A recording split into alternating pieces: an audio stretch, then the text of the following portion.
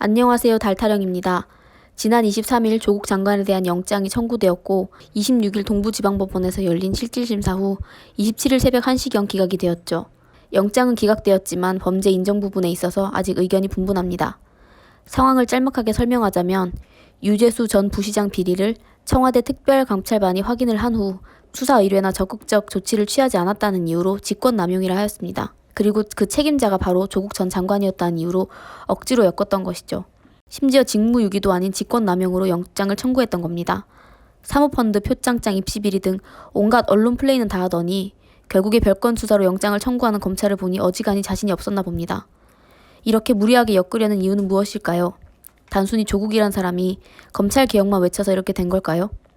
검찰이야 당연히 검찰개혁에 불만을 가지고 있겠지만 더 크게 보면 올해 7월 노노 재팬이 있었습니다. 당시 조국 전 장관은 반일 종족주의를 구역질 나는 책이라고 발언해 이슈가 된 적이 있을 정도로 매국 친일파 비판 세력의 상징이 되어 있었습니다. 반일 종족주의는 홍준표마저도 아니라고 발언할 정도로 경악스러운 책입니다. 그러다 보니 당연히 조국이란 사람을 어떻게든 끌어내리려는 것이 기득권의 목표가 될 수밖에 없었을 것입니다.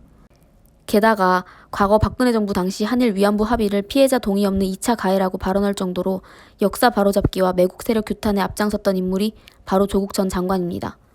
그렇기에 저는 이런 조국 전 장관을 응원하고 꾸준히 목소리를 내고자 합니다. 부디 판사의 올바른 판결을 기대하며 앞으로 일본군 성노예제 피해자 할머니 관련된 진실도 꾸준히 알리겠습니다. 그리고 검찰개혁과 노노재팬의 상징이 된 탓에 기득권에게 난도질 당한 조국 전 장관의 관련 소식도 꾸준히 알리겠습니다.